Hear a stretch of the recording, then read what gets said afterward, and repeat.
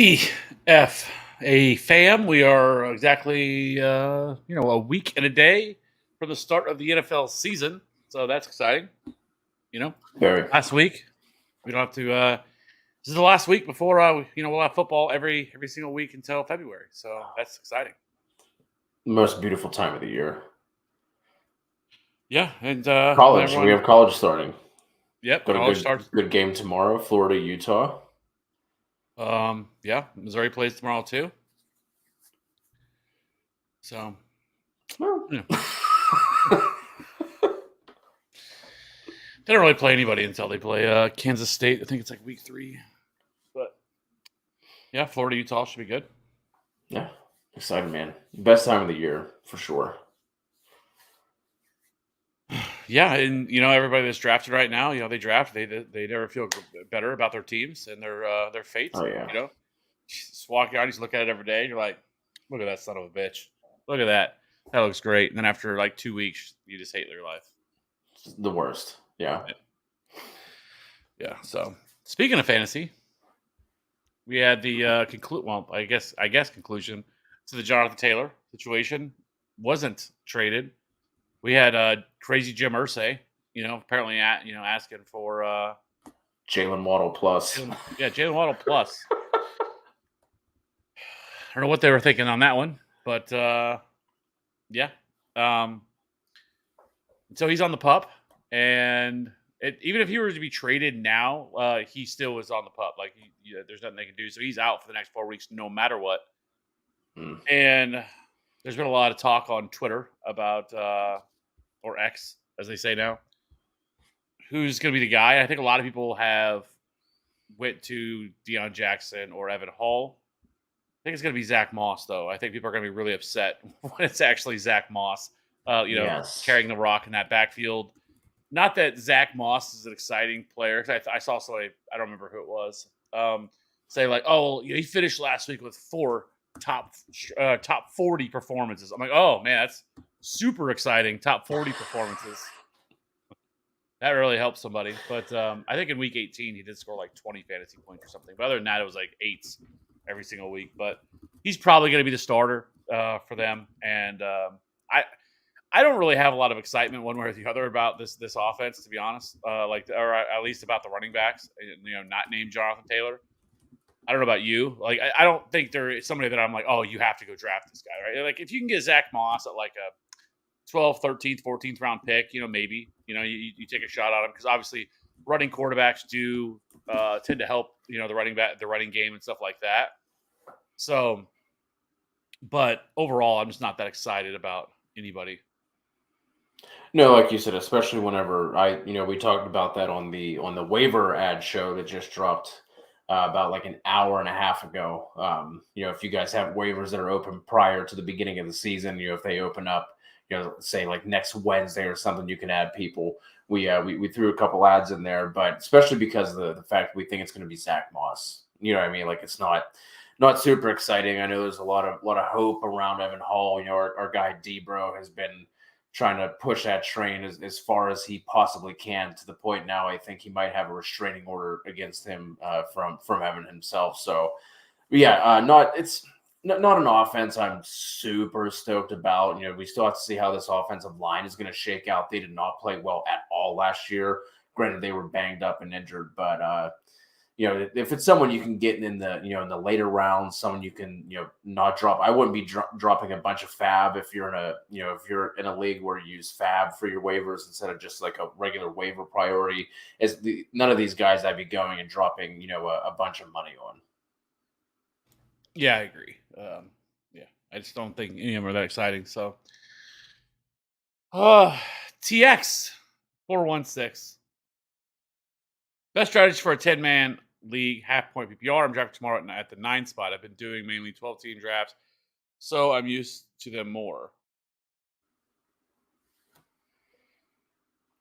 My strategy doesn't change a ton between 10 and 12, man. I mean, I think in smaller leagues, I am more likely to go for positional advantages across multiple spots, whereas like, in a 12-man, I might go tight end early or quarterback early, but I'm typically not going to do both of them, right? Just because, like in a 12-team league, I just really don't like how those teams end up shaking out if you take, Andrews in the second, and then you take Lamar in the third. Now you're really starting to kind of, limit yourself in the terms of options you have. But like in a 10-team, 8-team league, those are the ones where I'm willing to reach a little bit to try and get those positional advantages, because then the depth doesn't matter as much. And Kevin, I'm sure I can speak for you when I say it's all about the upside, especially 12-team, 8-team, 16 doesn't really matter, but especially in those smaller leagues, you want to be looking for the guys who can, be potential league winners, be potential week winners for you. You're not looking for the Odells and the Adam Thielens. You want to take the bigger shots on, a Zay Flowers or a Justin Ross, Rashee Rice, that type of thing, versus going forward, the safer options.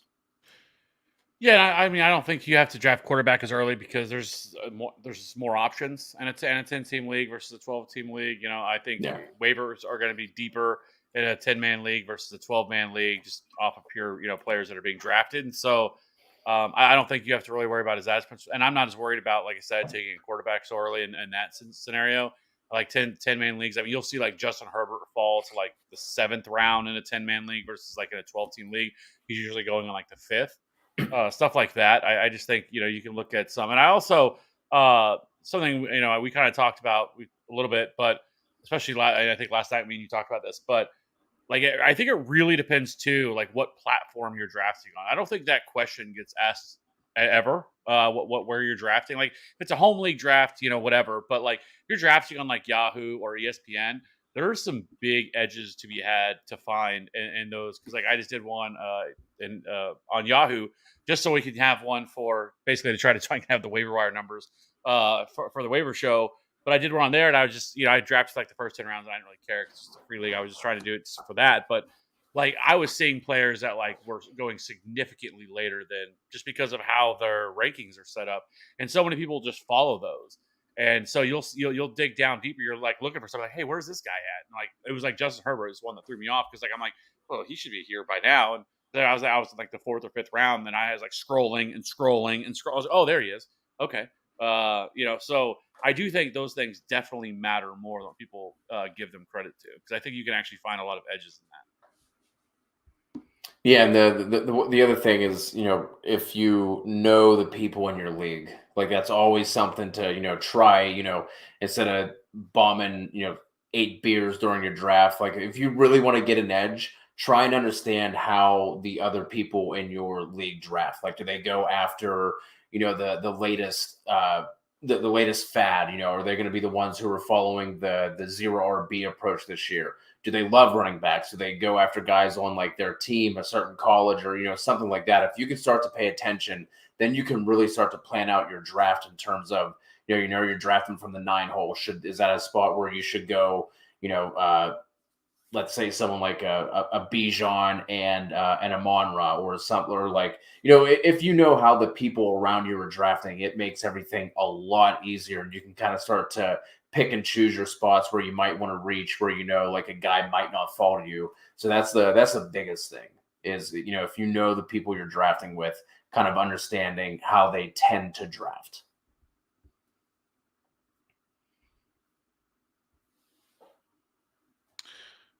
Yeah, I definitely agree. Because I feel like for the most part, like especially home leagues that are where if like it's not like a lot of people aren't like hardcore into fantasy football, they're probably still going to follow the same tried and true draft running backs early. You're not going to see wide receivers go as deep.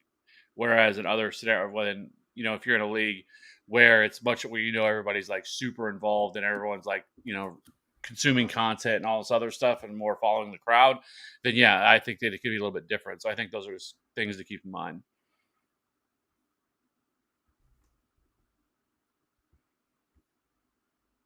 Yeah.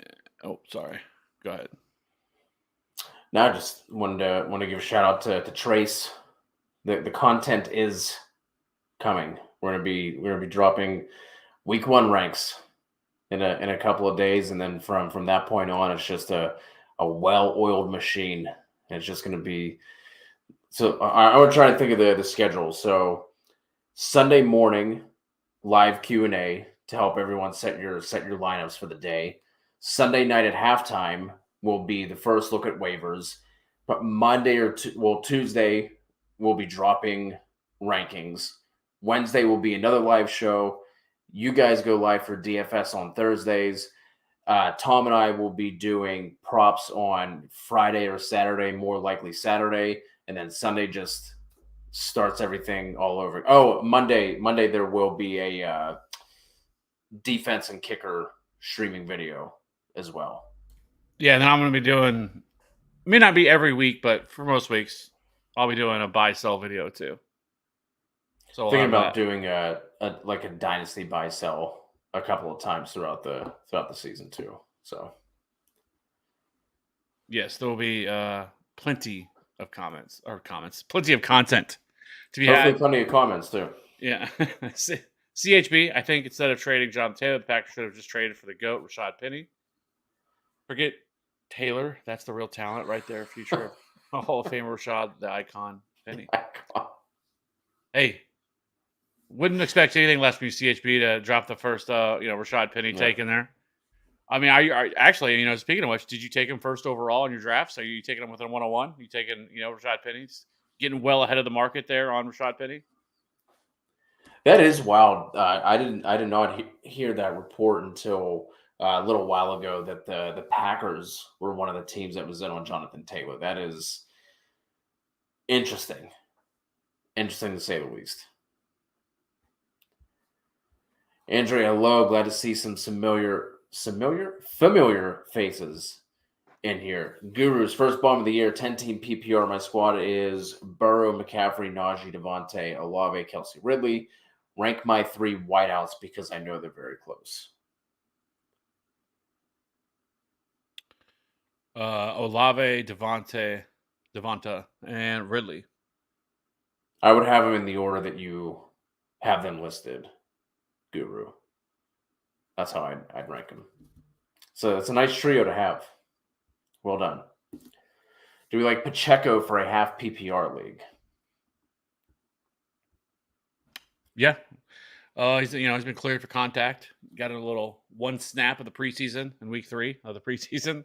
So he'll be ready to go. So yeah, I mean, I think I felt like for the most part, a lot of people have really overvalued and overplayed Jerick McKinnon. And there's been a lot of people that have been taking him in like the 11th, 12th round, which isn't crazy, but I don't think he's going to return the value that people think that he's going to. I think he's going to be much more of a guy that plays 20 to 30% of the snaps. And yes, he's going to be involved in the passing game, so PPR formats, he makes a little more sense. But I do think Pacheco is going to get more run. And you look at somebody last year like Clyde Edwards-Helaire in the first half of the season, which Clyde Edwards-Helaire is terrible. Like this is last year with the Chiefs. And but I mean, he scored like 6 touchdowns in his first like 7 or 8 weeks of the season before he went out with injury, because that's what he always does. But like there's serious upside here for Isaiah Pacheco to have double-digit touchdowns this year. Like it is well within the range of possibility for Isaiah Pacheco, and it's like where he's coming off the board. I mean, he's like a 7th, 8th round pick because nobody has any faith in him at all. And I just think that it's not going to take much for him to pay that off either. And so I just think there's a lot of value there. Yeah, I agree. I'm higher on Pacheco than you are, and you just spoke wonderfully about him. So I really don't have anything else to add. I'm trying to look at the ESPN rankings for that next question. It's not something I took a long look at, so I'm just going to start throwing out some names here that I think that Kev and I are both higher on than what ESPN is showing. These are for their PPR rankings. I'm just going to do running back and wide receiver. I mean, quarterback and tight end, you can kind of figure out for yourself. But Tony Pollard at 7. Kev, I think we both have Pollard as a top 5 running back, so not too far off there. Travis Etienne at 9. I know we are both not on that, so we'd be fading Etienne here in the ESPN rankings. Let me try and see. Alexander Madison at 18. I think we're both higher on him than that. I know you're higher on Dameon Pierce at 19. So that's another one. Miles Sanders at 21. We are both higher on Sanders than that. And then you have Akers, Dobbins, Pacheco from 24 to 26. Those are all values that we like. Even David Montgomery at 28 there. Gonna hop over to wide receiver. Amon-Ra St. Brown at 8. Kev, I don't know how far you have moved him up, but he is now a top 5 option for me. So love getting Amon-Ra at 8 if he falls to you. I know Kev, you've said this before. If you can leave the second round, you want one of Pollard, Amon-Ra, or Nick Chubb. Like those are your top 3 targets in the second round. I agree there. Let me see.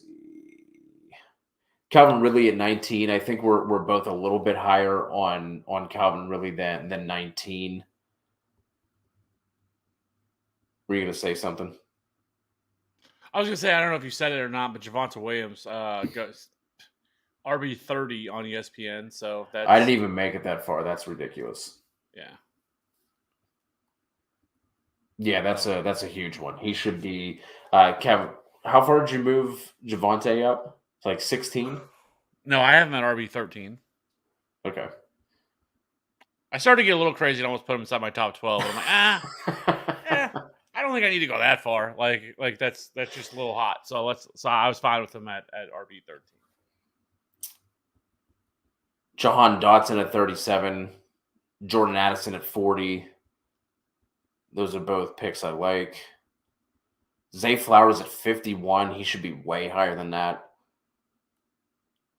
Elijah Moore, wide receiver, 55. So there's definitely some, some inefficiencies here with the rankings to take advantage of for sure on ESPN as well. Those are some of the ones that jumped out to me.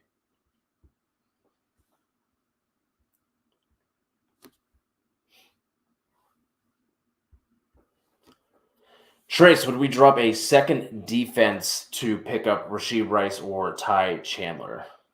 Cinco, I hope you're saying a second defense and you're not carrying 3. But yes, I would. We're not carrying more than one quarterback, obviously outside of 2 QB or super flex leagues. Not carrying more than one quarterback, not carrying more than one tight end, more than one kicker, or more than one defense. So those are all positions you could drop. Do you have Kev? I know you started off pretty hot on Rice. Now you're starting to cool off a little bit. Do you have a preference here, between the two? So I mean, I still think Rashee Rice. I think he still has a little. I mean, obviously he still can make an impact this year. He started to struggle a little bit though in preseason with drops. Like that last one, he had a really bad one wide open, and Yeah, that was bad. But there's been a From lot of Blaine talk. Gabbert.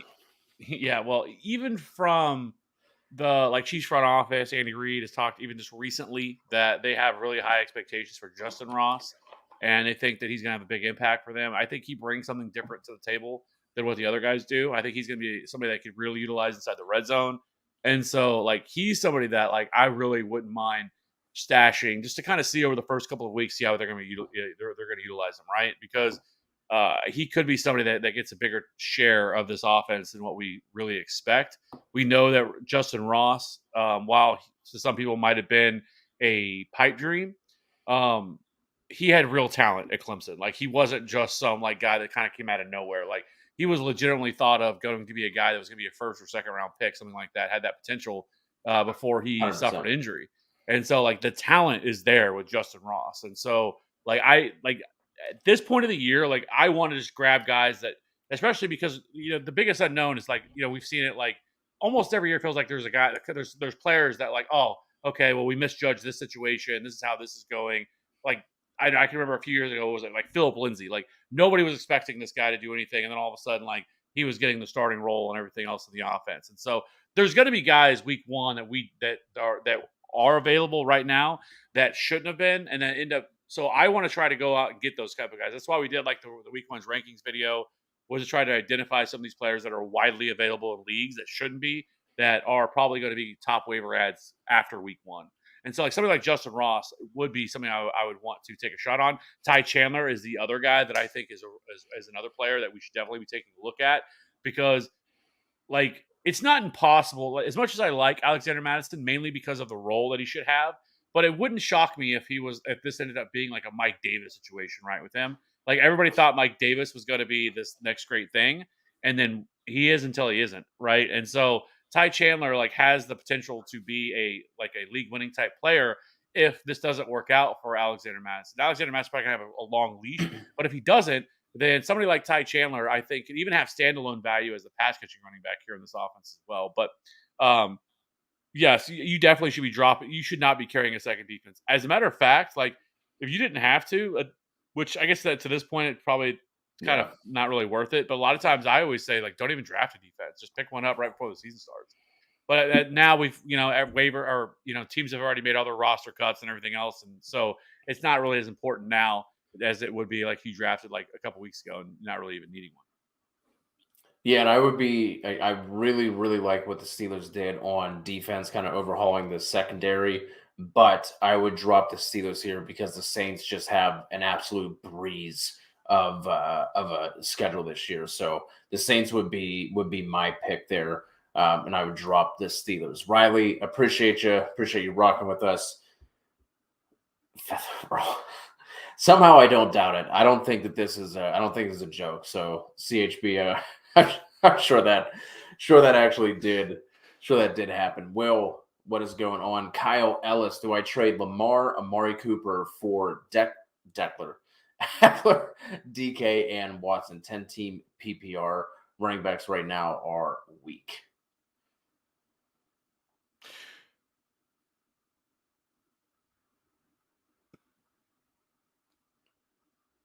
Yeah, I would. I think I would. I mean, yeah, Brees Hall scares the shit out of me, but one way or the other, like I feels like that he could either just not really be a thing at all this year because of Dalvin Cook being there, but then you also have this feeling where he could just smash, and Dalvin Cook really is not, that guy anymore. At least over the second half of the season. But I just think getting Eckler in this is a big upgrade over even what Brees Hall probably can be this year. Lamar is obviously, is not somebody I'd want to lose for Deshaun Watson. Um, but just because there's still a wide range of outcomes for Deshaun Watson. As much as I think Deshaun Watson could bounce back, like Yeah. it certainly wouldn't shock me either if he didn't. And like he just never returns to being the guy that he was 3 years ago with the Houston Texans. But I think it's still a position that you can easily, come back from. And then getting DK Metcalf, I think is actually an upgrade over Amari Cooper. And so for me, like I would definitely make that trade. I think what you're getting in Austin Eckler, I think just kind of sells it. Yeah, I'm with you. Gurus, pick a side for me. Ramondre and Amon-Ra or McCaffrey and Ridley.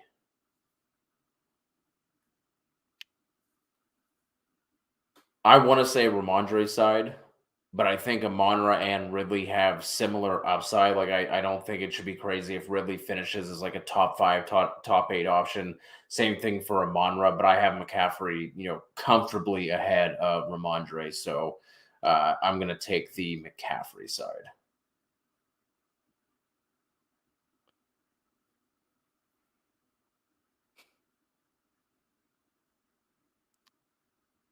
I think I would go with the Ramondre side. It's It's close. close, but like so, it kind of went like ebbs and flows with Ramondre. I started off the offseason like in love with Ramondre Stevenson, and then it kind of like it started to cool a little bit. But now I'm kind of like all back in. Like I was surprised that the Patriots really just gutted their entire running back room by releasing everybody or trading everybody. Like I didn't see that And coming. their quarterbacks. And their quarterbacks. Yeah, like I feel like maybe there's some other moves happening or something else they're going to do here. But I think, I mean, Ramondre has top 5 upside this year. Like, I'm not worried about Zeke. Like, I wasn't worried about Zeke last year with the Cowboys. When he was the starter, and I'm damn sure not worried about Ramondre for Zeke. Right? Yes, he may lose some goal line work and stuff like that, but I'm not overly concerned with it. I still think Ramondre is still going to have a pretty heavy workload here. He's still going to be the pass catching guy here in this backfield as well.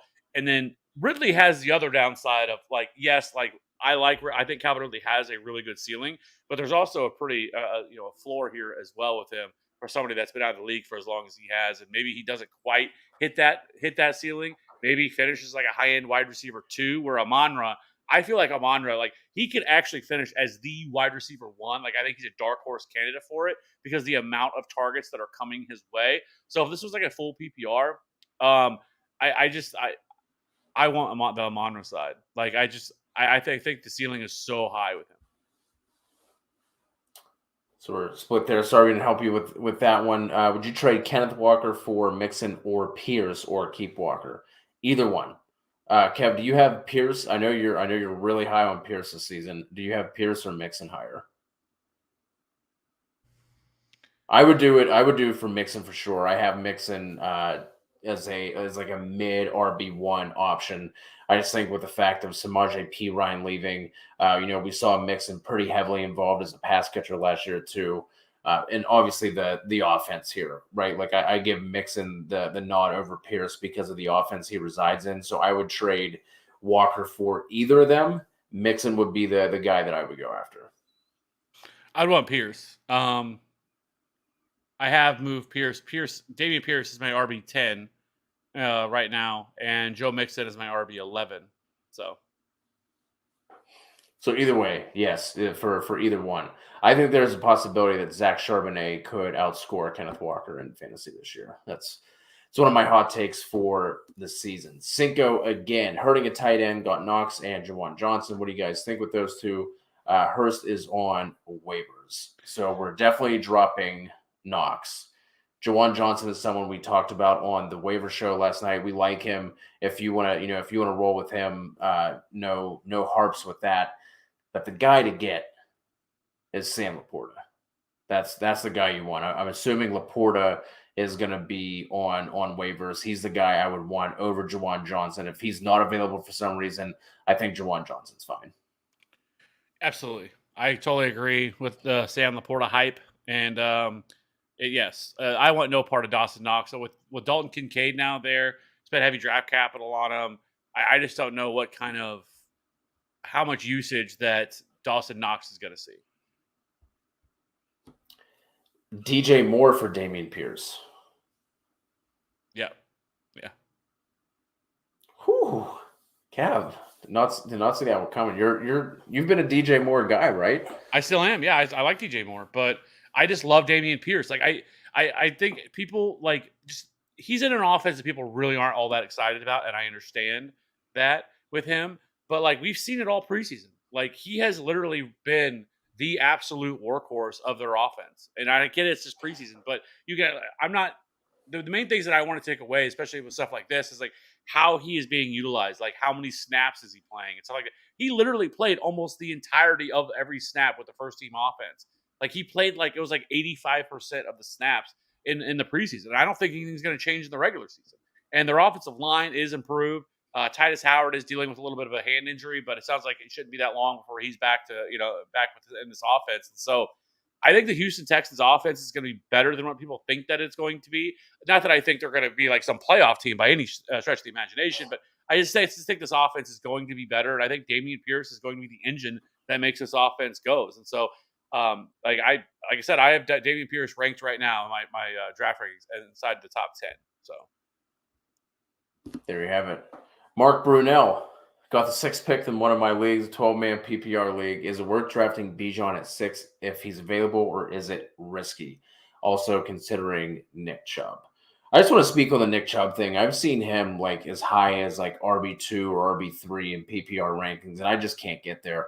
I love Nick Chubb. I love him this year, but he's more of a back-end RB1. I know that people are excited about his potential increase in the passing game, and I agree. I think he should be more involved, but it's not going to be to the level of of someone like an Eckler or a McCaffrey by any means, right? And we have to remember that just a few years ago, Derrick Henry, literally a historic rushing season, and he was RB3 in PPR leagues. Like, you have to have that receiving ceiling. I think Nick Chubb is going to be more involved, but that's not saying much. He's been getting like 30 targets a year for the past several years. So I wouldn't take Chubb at 6 in a 12-man league. I would definitely, Bijan's definitely in a consideration. Kev, I know you kind of did a video on like the 1 to 4 strategy at the top 4, but at 6, is Bijan a guy you're looking at there, or do you still want to go wide receiver at that point? If Tyreek is on the board, I want Tyreek in that spot. But if he's not, him or Cooper Kupp, like the two other guys that I would be looking at, if they're not available, then yes, I am perfectly okay with taking Bijan Robinson there. At that spot, I have Bijan Robinson as my number 2 running back. So there's every year there's people that are getting nervous, especially when it's a rookie running back. We've never seen them. That there's always this like hesitancy to want to draft them because we just don't know what to expect. People think that Tyler Algier is going to be really involved. I don't think it's going to happen. I think Bijan Robinson is going to run this offense. He is going to probably handle 70-75% of the opportunities. I mean, if you go back to like whenever Arthur Smith was the offensive coordinator in Tennessee. I mean, it's not like Derrick Henry was coming off the field and splitting touches with somebody else. It's never been a case. And they spent way too much draft capital to, use this guy like 50-60%, right? And so, yes, I have no problems whatsoever taking Bijan Robinson. This offense produced averaged 160 rushing yards per game, which is second most in the league last year. Their offensive line is one of the best in the league. And so while there's not going to be a lot of passing volume going around in this offense, I still think they're going to be in the bottom half of the league in terms of pass attempts. I just think there's going to be more than enough to go around for Bijan to hit that ceiling. And so, I mean, we're talking about a generational player that could have that very well could have a season like Saquon Barkley did his rookie year when he finished as the RB1. Like it's in the range of outcomes for him. And so I have no problem with taking him there. I can't take Nick Chubb, that high. Like I have no problem taking him at the back half of the first or at the top of the second round because I have Nick Chubb as ranked 5th overall, and so I like Nick Chubb a lot. But like, there's no reason to take him that high. Like, obviously you're not going to probably get him on the back half when you're coming back around, but that's fine because you can get whatever you come back in the second round.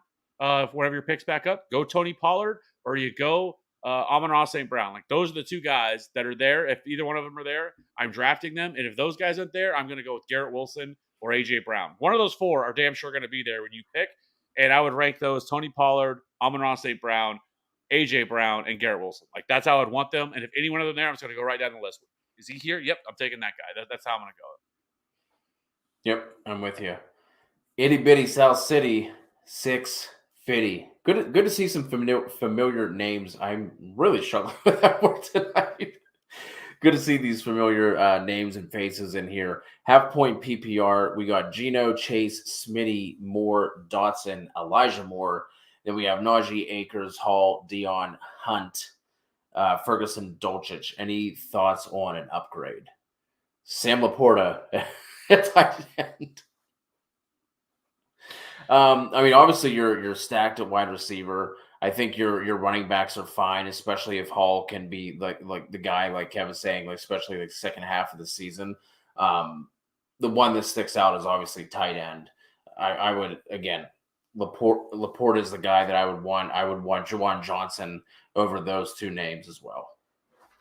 I mean, I will say I think Jake Ferguson has me somewhat intrigued because he sounds like he is going to be the starting tight end, and in this offense and with Dak Prescott tending to lean on tight ends, like I think he could actually have a pretty decent role within this offense. And so he is somebody that I don't mind taking a shot on. Now, if I'm going to carry two tight ends, and since you have Jake Ferguson, he's not like some lock by any means. This is where I think you could actually carry two tight ends because you don't have that like surefire guy.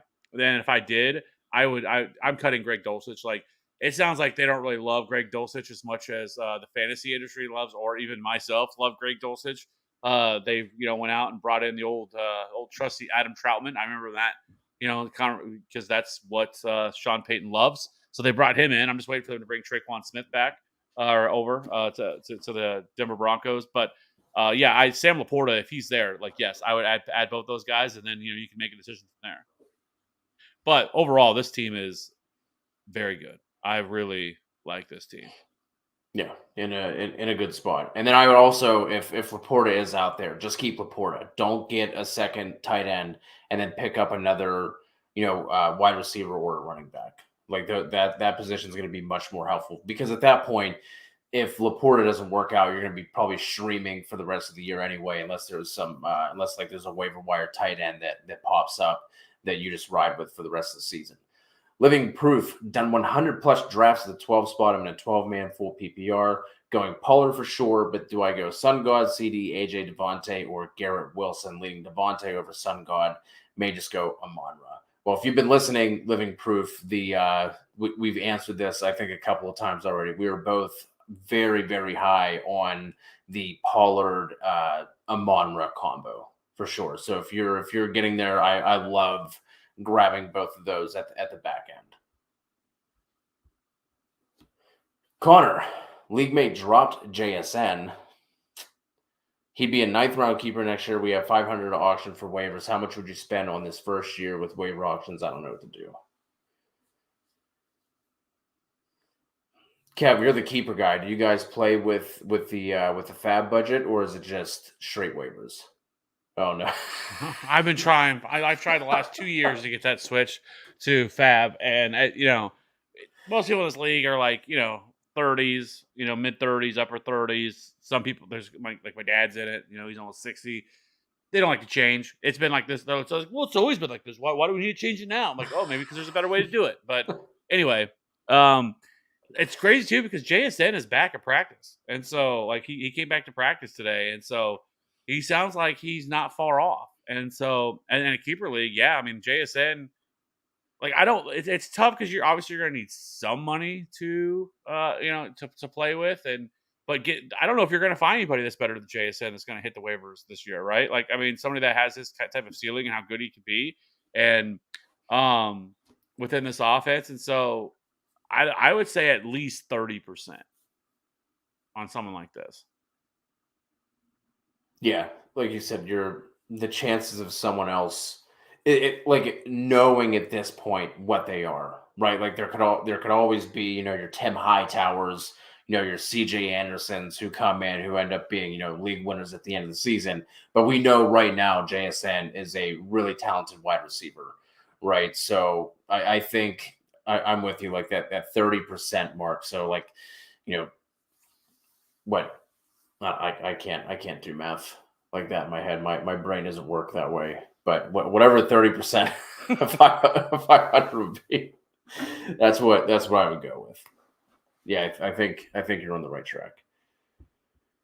Chow Mein, would you try and trade Bijan Robinson for Chubb if you could convince the Chubb owner? Well, no, I already said that I have him at RB2, so I'm definitely not going to be trading Bijan. Yeah, I'm not as high, but I still have Bijan over Chubb, and I love Chubb this year. And I have to ask too, like, since you obviously these guys were drafted, which one was Nick Chubb drafted before Bijan Robinson in this scenario? Yeah, because it'd be kind of wild to me. Because I mean, I figured you just would have drafted him if you had the opportunity, but if he was taken before Bijan, like. Our ma'am Tam brought this up in the Discord. I keep changing between Hurts and Pollard in a keepers league. Kept Chubb, Eckler, AJ Brown. All other teams are keeping a QB. Single QB league, Hurts or Pollard.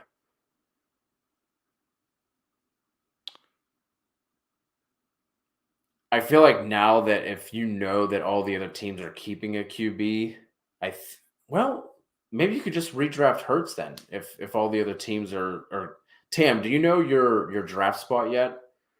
Because in a vacuum, I want to go Pollard here, and you're just rolling out 3 studly running backs plus AJ Brown every single week. Like that is a really, really fantastic starting lineup. But I think it was Alexis brought it up with wanting to have that Hurts AJ Brown stack, which I don't mind.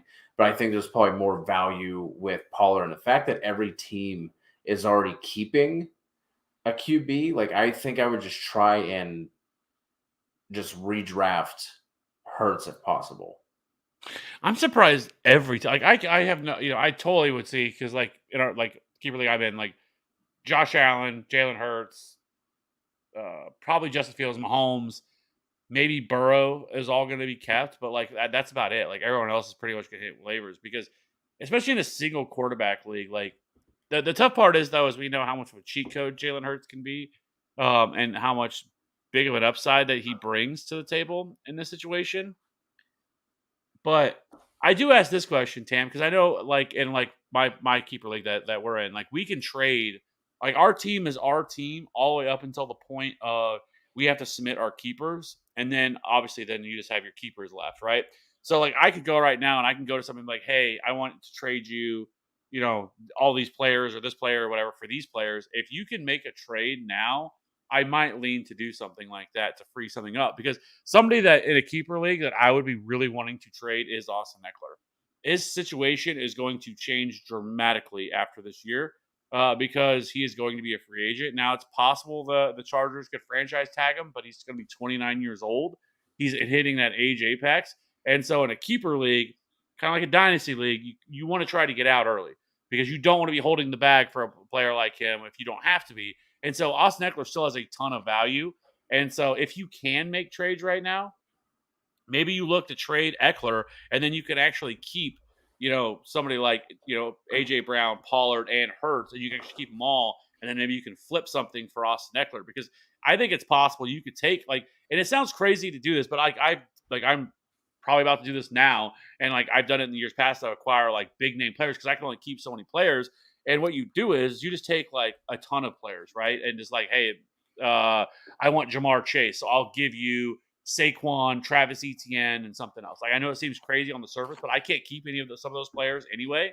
And so, like, packaging those players to sweeten the deal for them to make them say yes, because you're already solid. Like, you have really good keepers. So, like, if you could do something like that, like take Eckler and let's say Chubb, for example, I'm just throwing it out there, and maybe you can get like a Justin Jefferson or something like that, where and you're get offloading some of these players, but you're still going to be really strong because AJ Brown, Jamar Chase, Pollard, and Hurts is still an excellent start. Yeah, I like that. How would we rank CD, AJB, Wilson, Sun God, and Adams in a half PPR?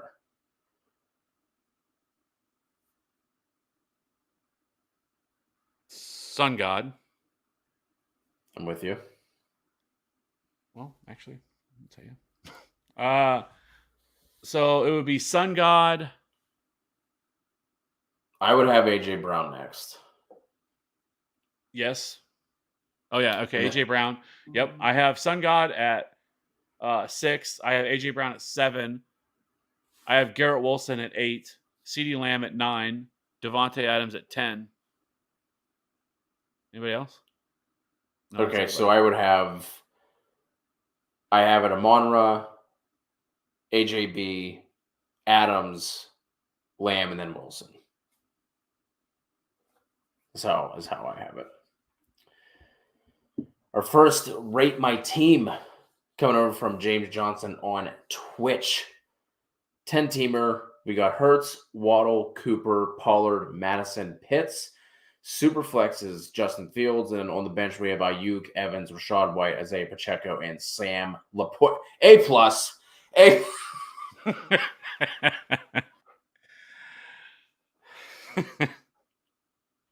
I really like that team.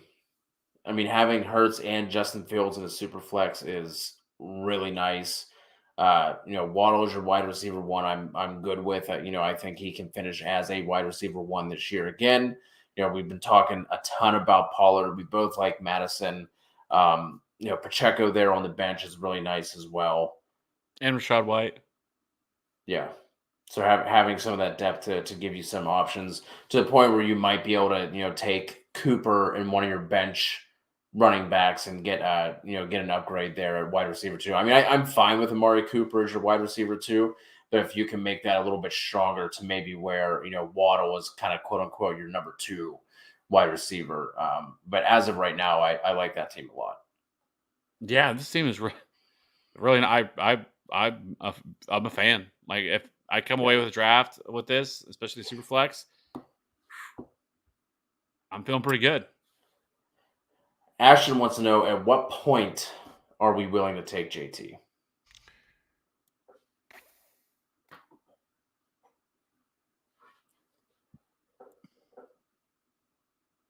think it would be the 5th for me. Just because, like, we also have to remember, is like, not only is he going to be missing the first 4 games, the dude did nothing this offseason. So he's basically going from like the bench into the game. Like, there's no ramp up period. He wasn't getting any reps because he was hurt.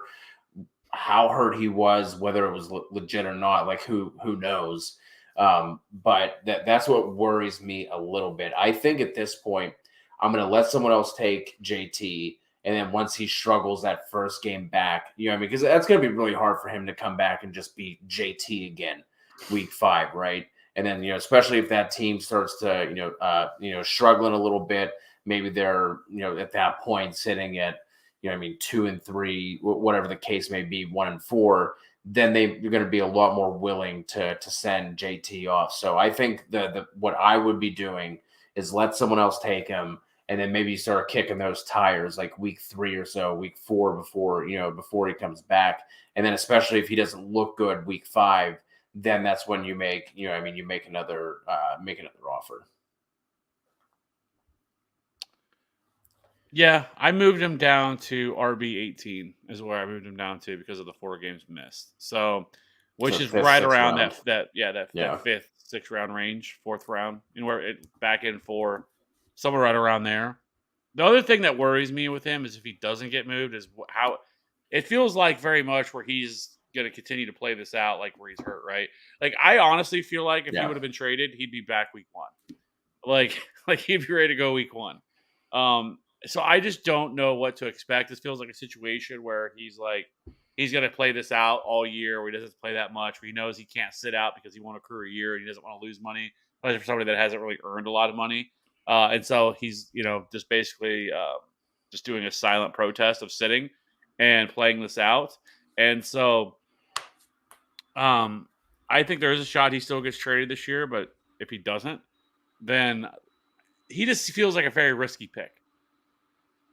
So I don't know if I would actually if he fell to a point where it's like the 5th round and I don't really love some of their players that are sitting there, then maybe I would take him. But I'm not overly excited about him this year.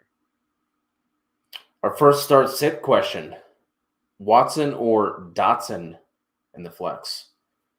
So the Packers are playing the Bears and the Commanders have the Arizona Cardinals. This, especially if Terry McLaurin is out, or we hear pitch count, or he's still not feeling 100%. This is Jahan Dotson going up against that defense. If anyone was watching the preseason game where McLaurin did get banged up, Jahan Dotson was just absolutely peppered with targets as soon as McLaurin went out. And going up against that trash ass, you almost can't even call it an NFL defense. You know what I mean? That is going to be the worst defense in the NFL. I am going Penn State great, Jahan Dotson. Yeah, I mean, I would say I would definitely check back next week just so we can. No, it's Dotson. Well, I mean, just so we know what's going on with Terry McLaurin. But right now, I would lean Watson, just assuming that McLaurin plays. But if he wasn't, yeah, I think there's a real case to be made for Jahan Dotson for sure. Because the Packers are still going to be playing the Bears, so it's not like their defense is something that we should really be truly all that concerned about either.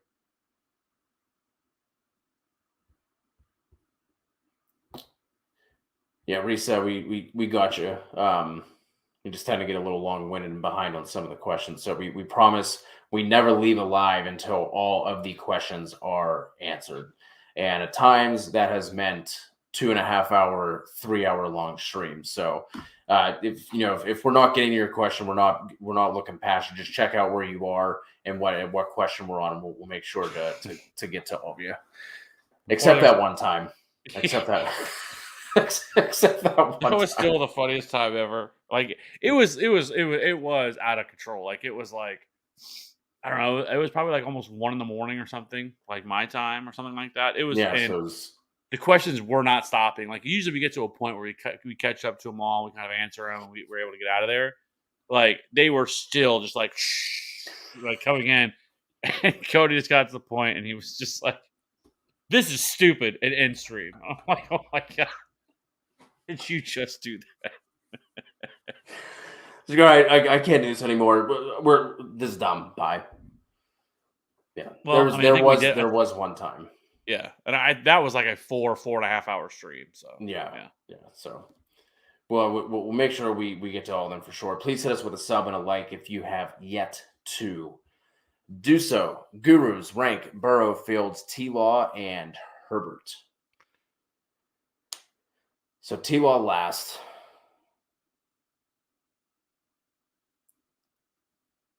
Herbert, man, I'm so torn on what to do with Fields.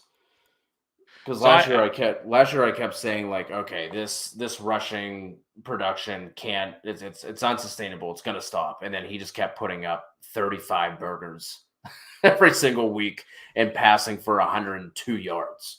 the game he rushed for 100 was like 178 yards or whatever it was.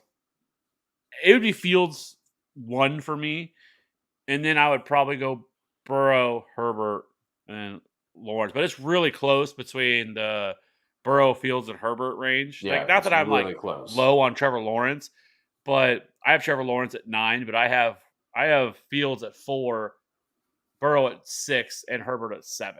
So it is really close. Like, I could easily make an argument for Herbert over Joe Burrow because like they're off it, but I think these are both going to be two offenses. Obviously, they're going to throw the ball a ton, great weapons, um, high pace, and so like, but Fields with that rushing component, it's so much easier for him to even if he was a top like 3 or 4 quarterback over like that week, like I think it was like week 6 on. Like he was one of the best quarterbacks you could have had, right? He was right there with the Patrick Mahomes and the Josh Allen and the Jalen Hurts, like those 3-headed monsters that they were. He was right there with those guys because his rushing ceiling is so raises him up so high. And so even if he gets a little bit better at throwing the football this year, like he's going to be an absolute cheat code. Like he could finish as the QB1 if he were able to go even higher than that because it's just his rushing floor. I mean, he's going to be a guy that's going to have 700, 800, 900 rushing yards this year. And so you just don't get that with Burrow or Herbert. Yeah, I would have Herbert over Burrow. I just think this is going to be, we've already seen Herbert put up 5,000 passing yard season, right? I think, and Cav, one of your hot takes was what 5,000 yards and 45 touchdowns or something like that.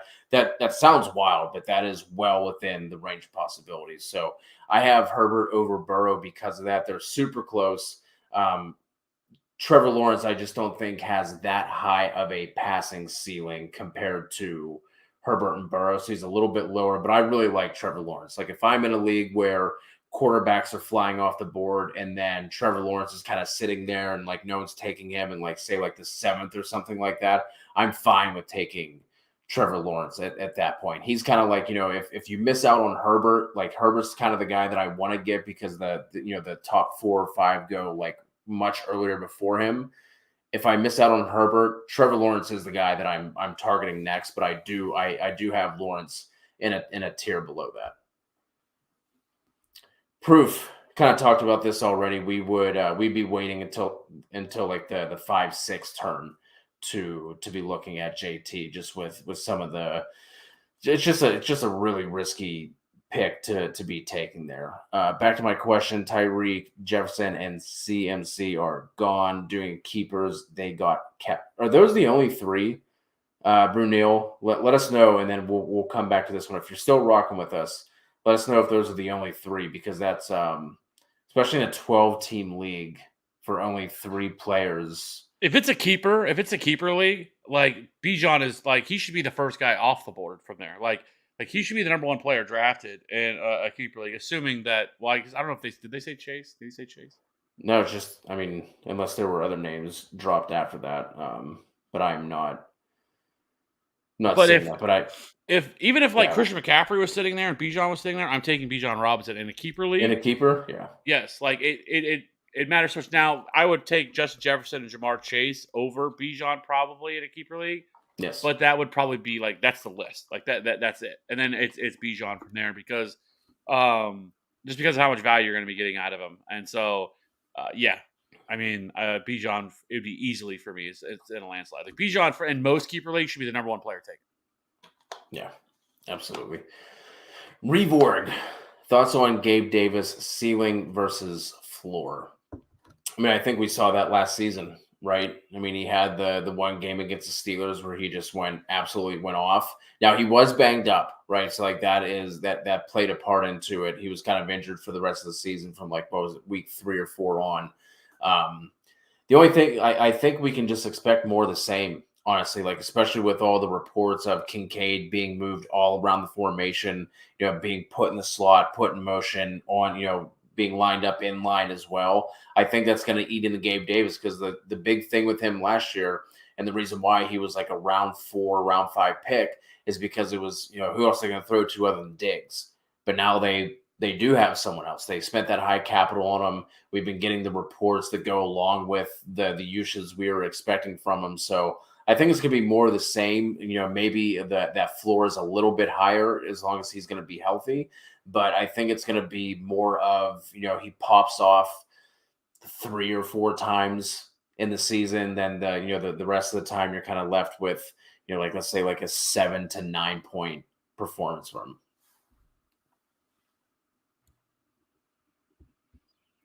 Meow meow. Need a little bit of help. Keeper league. Currently keeping Devonta Smith, have Lamar Jackson, Dalvin Cook. Having a hard time keeping either. Good decision on Smith. Yeah. If it's all you have, well, one, we're not keeping Dalvin Cook. Like, yes. Not at all. Like that there's not even a question for me. Like, if you had to make a decision, like, I would just keep Lamar Jackson. I guess it would just come down to, like, do you get any, like, because some keeper leagues, you just automatically lose, like, your first 2 picks. Others, like, you assign rounds to them.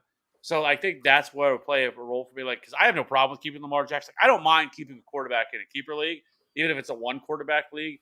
But especially something like Lamar Jackson. But it would really depend on, like, if he just lost the round you're in, then I have no problem with doing that, with keeping Lamar Jackson. If not, and if it's only a 2 keeper league, like, I don't think it's necessary either, because you could probably just redraft it, because most quarterbacks aren't going to be kept in a league where you can only keep 2 players. So I don't think it's necessary. You can just keep Devonta Smith, and then you can kind of redraft him, or play the draft as it lies.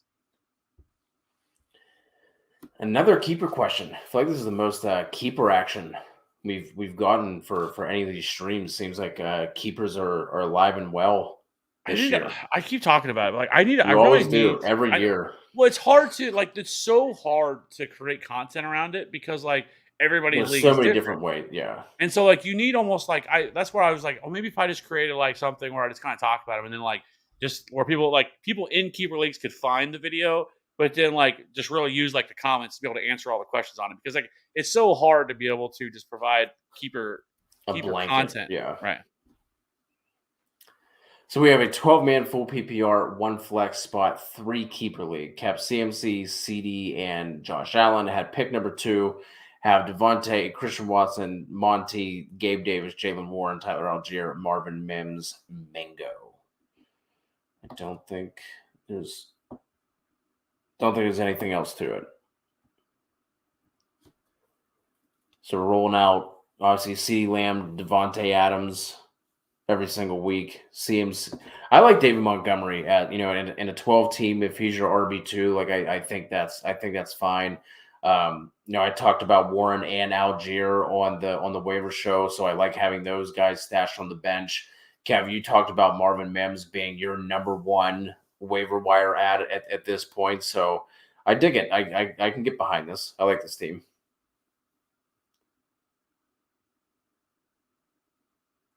Yeah, I think it's a really good team. Actually, and following up with the Marvin Mims thing, I saw this morning that on Adam Schefter's podcast that he actually has been talking to some people, and that he wasn't, like, officially reporting it, but there's belief inside the Broncos organization that Jerry Jeudy may miss 8 to 9 weeks, and so, like, yes, and so this is not like this. This sounds like kind of a lost season for Jerry Jeudy, because this is an injury that could also reoccur. That's a soft tissue injury, and so, like, Marvin Mims, like, even with hearing that, like, I was high on him before, because I thought he was going to be the number 3 wide receiver. But now, if Jerry Jeudy, even if he misses like 6 or 7 weeks of the season, like, Marvin Mims stands to be one of the best waiver ads, of the year, because he's going to instantly sit into a role where he's already the number. He's at least going to be the number 2 wide, or at least going to be the number 3 wide receiver, no doubt. And then he could easily be the number 2 wide receiver in this offense as well. And so I love Marvin Mims. Like, I was shocked when I saw he was only rostered 27% of leagues last night, whenever we were kind of going through that. And so, like, if he's out there in any league I'm in, I have anybody I can drop, I'm adding Marvin Mims. Like, I'm not even thinking about it. Like, he's an automatic ad for me. Yeah. How do we feel about Anthony Richardson and Jordan Love as potential league winners? I can get there with Anthony Richardson because of the rushing upside. You have Shane Steichen coming over from the Eagles. We saw what just happened with Jalen Hurts. Now, I think I never understood the hate on Hurts for his passing ability. Like, I really never understood that. I always thought, like, he's not a Patrick Mahomes or anything like that, but I thought that he was better than a lot of like these like running only quarterbacks that kind of label he was getting. But I can get there with Anthony Richardson because of that rushing upside. Jordan Love, not as much. He's obviously not a statue, but he's not going to be putting up potentially 700 rushing yards and another 7 or 8 touchdowns. I do really like Jordan Love as if you're in a super flex league. I really like getting like him, Pickett, Sam Howell as like my QB2. If you want to go with that, if you want to go with like that anchor or that hero QB approach, where you just draft one early, fill up the rest of your roster, and then try and snag one of those guys late. I do really like Jordan Love as like that QB2, QB3, and like in a super flex. I don't think he has league winning potential though. I think his ceiling is like a Kirk Cousins type of season where he's like QB10, QB2, which is fine, but I don't think that's that's a league winner. Whereas with Anthony Richardson, he could have a Justin Fields type season from last year, and no one should be surprised. Yeah, I don't think either one of them have league winning upside, and I go back and forth on Anthony Richardson and what kind of season, because rookie quarterbacks don't typically do anything the rookie year, right? Like I think it's like Cam Newton had a really strong year, which of course, I mean, he was like comp to Cam Newton, obviously, in the way they're built and everything else. But like, it's very rare that a rookie quarterback that could come out and do things like that, and especially with their offense, like it's a Michael Pittman injury away to being an absolute dumpster fire of an offense. And so, at least in terms of just anything proven, like they have, like it's Michael Pittman, and then like I like Josh Downs a lot, but like he's a rookie. Then you have Alec Pierce, who didn't really do anything last year. Then it's Jelani Woods. Like there It's is not no Jelani Woods. Jelani, I just saw. I was looking at some news before we jumped on. Jelani Woods just got put on IR, so he's out for the first 4 weeks. Oh, well, never. Oh, then not even So that. it's So Kylan Granson and Mo Alley Cox. yeah, okay. So even worse. So yeah. So like while the rushing upside is certainly there with him, um, we'll have to see on that, like, and see how much they're willing to utilize him as a runner, because there are times when we just don't, when we think that's what's going to happen, and it doesn't actually come to fruition as much. So we'll see on that. I just don't think he can be. I don't think he's going to be a league winner. Connie Bow got my draft at 9 on pick 4. Any advice, Kev? We've talked about that, the 1 to 4 strategy. So this is right up your alley. What are you looking here at pick 4? Tyreek Hill. I really want Tyreek Hill in the first. If I can get him now, or Cooper Kupp. Like those are the two guys that I really want. If somebody like Jamar Chase were to fall because maybe a couple of running backs like Eckler and CMC were to go, then I'm going to go Jamar Chase. Obviously, one. It'd be Chase and then Hill and then Kupp for me. Really close to all three of them. And then once you get to the second, it's kind of we talk about. It's the same guys that I just mentioned. I really want to go at that point, probably wide receiver in that round, because there's definitely some running backs to be had, obviously in round 2, but round 2 wide receivers as well. Like it really drops off pretty quickly with wide receivers, depending on how your draft goes. But I really like if I can get Pollard or Amon-Ra St. Brown or Garrett Wilson, AJ Brown, like all those guys are the guys that I'm looking for in the second round to be able to draft there. Is the way I would look at it.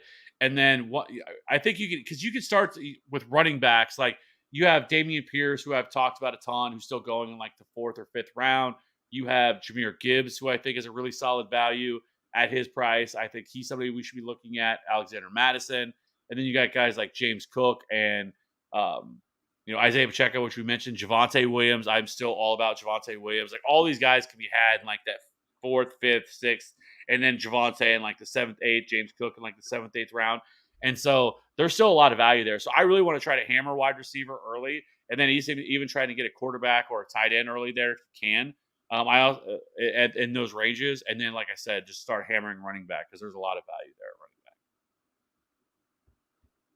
back. Is it worth using a 312 on Andrew/Lamar if Gibbs, Ridley, Stevenson are gone? Your only options are Metcalf, Aaron Jones, Cooper. Debo, Keenan, or which any of those guys that you're okay with. So I wouldn't even mind taking the Andrews Lamar stack with the caveat of I started RB wide receiver. Like if I started RB or wide receiver, I wouldn't want to do that because now you're going to be waiting until the end of the fifth to take your first of whatever you missed out on at the beginning. Which is like I said, like why I typically don't love going early QB and early tight end. But Andrews at the 312, absolutely. I would love to grab Andrews at the end of the third like that. He's typically someone who's been going on like that 2-3 turn. So if he's still sitting there at the end of the third, I would love to grab him. We were talking about some of those other quarterbacks earlier. So, say you take an Andrews, another wide receiver or running back at the 4 spot, and then if someone like Herbert is sitting there at the 5th, you want to go early quarterback, you can go ahead and grab him or wait on some of the names that we talked about, like a Trevor Lawrence, kind of waiting until he goes a couple rounds later. But yeah, I would, if I don't start 2 the same in the first 2 rounds, I'm okay with going with that. But I would prefer just to take one because I've done a couple mocks, a couple underdog drafts where I do go early for both of those. I just don't love the way that my teams turn out. Yeah, and so when you're picking at that turn like that, I am more okay with reaching on players at that point because there's no guarantee that any of these guys are going to get back to you. And so at that point, like I am perfectly okay with drafting my guys, the guys that I really want, and not being like, oh, well, this player might be there when I pick again, right? Like, if you don't have to Yeah. go. I mean, I'm not talking about a player that's 2 or 3 rounds away, but like if somebody's like in that middle between, but like they're further down whenever you're looking at it, like I don't care, like because you can't make that assumption that players are going to be there when you have that many picks in between you. And so I'm a little bit more okay with reaching on certain players once you get to that point. So like I know you gave like a few names here, but like I feel like there's probably better options. Like I don't in redraft stacking, there's no real advantage to it in redraft. Like the reason people want to stack, it's mainly for best ball because of the like it's like a tournament and everything else style, especially once you get to the playoffs. But in redraft, I think there's been plenty of studies done that there's no real advantage to doing it. All right, so here are the keepers. Let me scroll back up. I think Brunel was the 6th spot. Yeah, so Bijan should not be available to you at 6, Bruno. If he is, you run as fast as you can, or you slam your phone, whatever it ends up being. You do that as quick as you humanly can.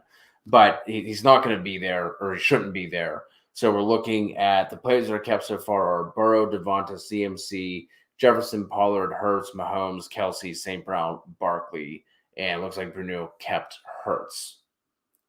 So I think we can realistically say that Eckler will also be off the board. Probably Chubb by the time it gets to you at 6. Cup is going to end up being gone. You're Probably wrong Chase. on. Oh yeah, how is Chase not being kept? Chase has to be kept. Well, 1, I'm 2, saying he's 3, saying 4, so far. So this is probably just people that have submitted 6, their 7, keeper so 8, far. So 9. I'm assuming then Okay, that I so would assume Jamar only Chase is going 10. to. Yeah. Yeah. So I mean, at the 6th spot, if you're keeping Hurts, I'm ignoring quarterback. Do not take a second one, and then just load up everywhere else you can. I mean, it's kind of hard to without knowing the other 2 keepers to try and like put who you could be looking at here. Maybe like a Devonta Smith. Oh no, never mind. He's already already on a list. So okay, so Chase will be available, not to you, but Chase is available. I couldn't imagine. That is wild. Like, there's no way in a keeper league I would keep Kelsey over Jamar Chase. And I mean, Yeah, I'm, like, there's no way that I could Jamar Chase all day. yeah. But hey, if for That'll whatever reason that he's sitting there, you just take Jamar Chase. yeah. But yes, Bijan, I'm absolutely. If you can get him at 6, you're doing backflips. So Eckler, Tyreek Hill potentially. So we said Cup, Chubb, Diggs wasn't on the list, right? No. CD Lamb. Uh-uh. So those would be like the next 6 in terms of ADP as it currently sits right now. So you'll have someone solid fall there. Did we say Garrett Wilson? No. So Wilson, Jalen Waddle, those will all be in the running there for you at 6.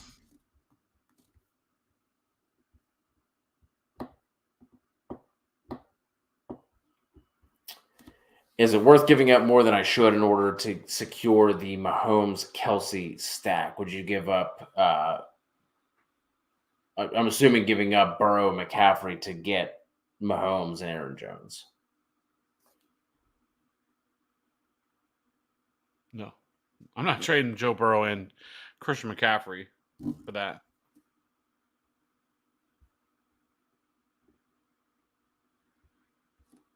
So it looks like Meow Meow's not losing any picks. Okay. In that keeper league. So I mean, if you can keep 2, you're obviously keeping Smith and Lamar. But if you can only keep 1, it's Devonta Smith. Yeah, and if you don't have to lose anything, then yeah, I would keep Lamar for sure.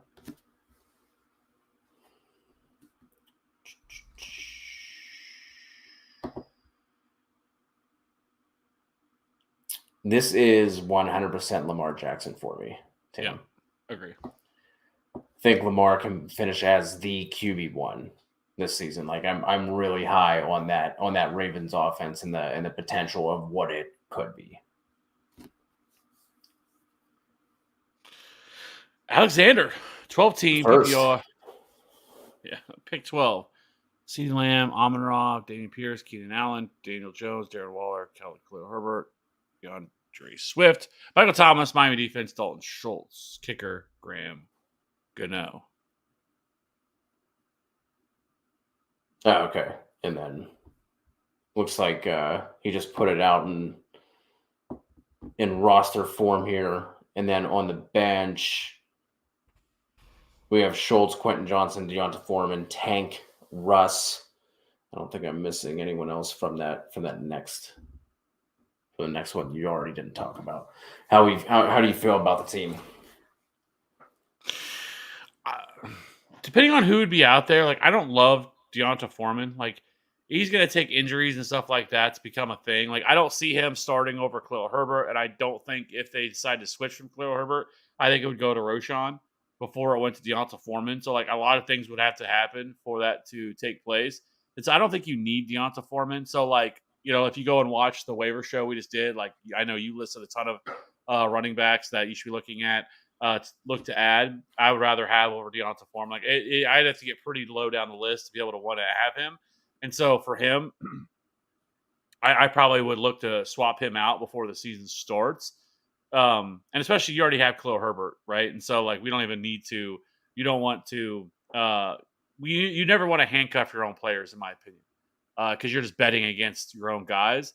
Now I would say having Khalil Herbert there as your RB2 is a little risky because of, like he's a player that could bring tremendous value because of where he was probably drafted. But Khalil Herbert isn't the safest option as your number 2 running back.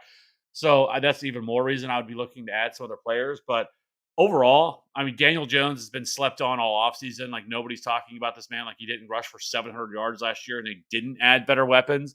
And I guess you got the little stack here going on with Darren Waller. I think Darren Waller should easily be in the conversation as top 4 tight end this year with this offense. Like we've talked about it before, like Darren Waller, they literally had to pull him off the field and make him not practice because Daniel Jones would not throw to anybody else.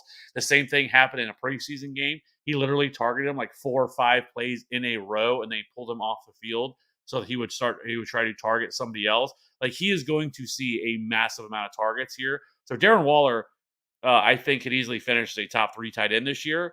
And so I love that pick. Love Damian Pierce. We're going to talk about that. CeeDee Lamb and then flex with Keenan Allen. Like I think it's really strong, your bench. We could also drop that second tight end, especially if you have Darren Waller. You don't need Dalton Schultz. I think he's also another player I would look to drop. And then the other guy, if you wanted to drop Russell Wilson, And do you have any sort of hesitancy with Daniel Jones? You think he's going to turn back into, the old Daniel Jones? Then fine. I guess if you want to hold a second running a quarterback for a short period of time, you could.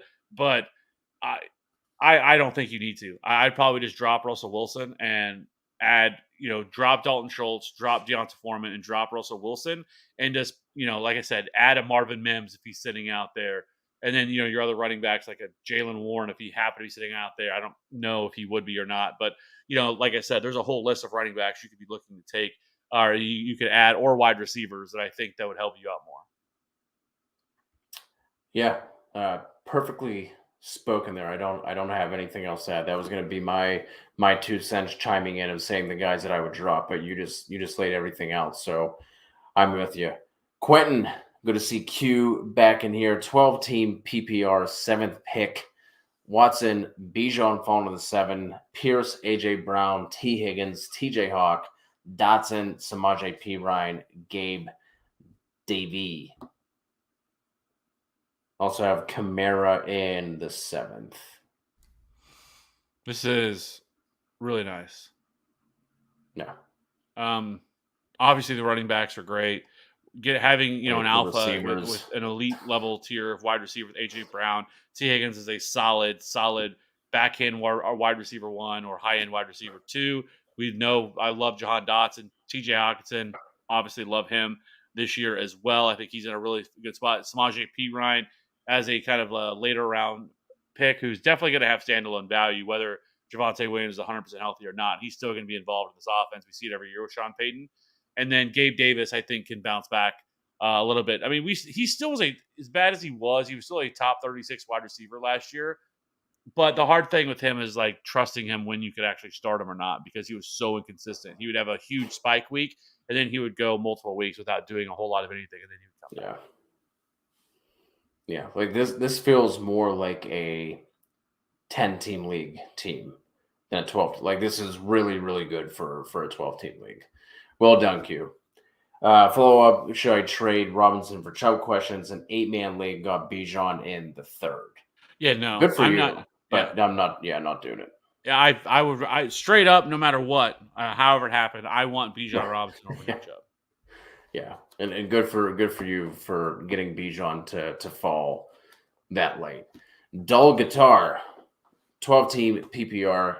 QB is Tua. Then we have Eckler and Henry at the RB spots. Cooper, Christian Kirk, Kittle. 4 flex spots are Najee, Mixon, Odell, and Nico Collins. This is an interesting team.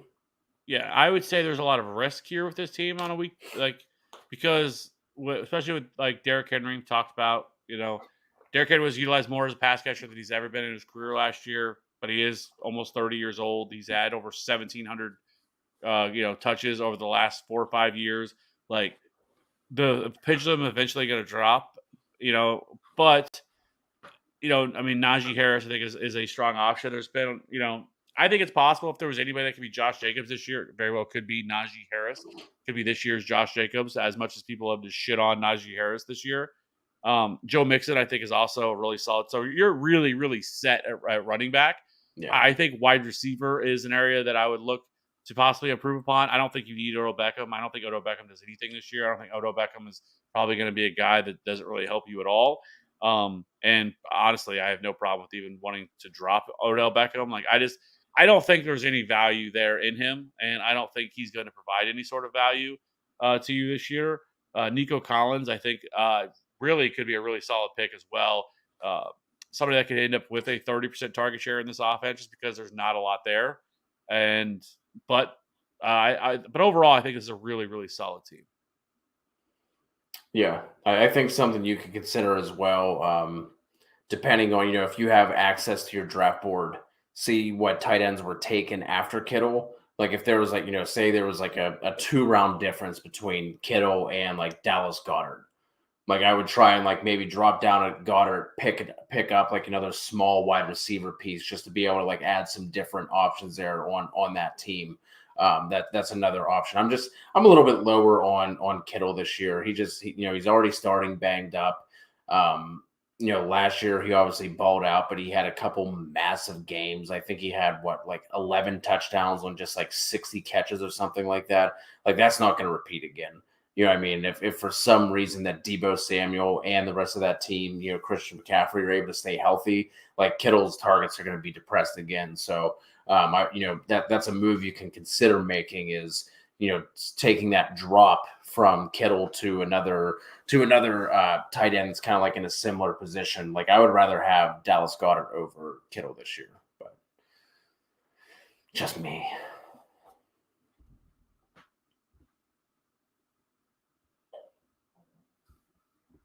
Let's see what we got next here. JJ. I have Jahmyr Gibbs and Amon-Ra. Is it worth trading Amon-Ra for Ridley just so I don't have two Lions players? No, I try to trade. If you're worried about that, I would trade Gibbs. I would not trade Amon-Ra. Yeah, I was gonna say the same thing, but I don't think it's the end of the world to have both of them because this is still going to be a really fast paced offense. It's going to be a really high pass volume offense, and so I don't necessarily I don't think it has to be something that you have to split up. Like at the running back, wide receiver, this would be the type of team I would want if I was going to do it. This would the type of team that I would want to do it with. I wouldn't want to do it, I don't think I would want try to think of a combo that you could think of that I wouldn't want I probably wouldn't want Nick Chubb and Amari Cooper to as a pair, right? Just because of that offense is likely going to be less definitely not going to be as fast paced, and I don't think they're going to throw nearly as much with the Yeah. Lions. Yep.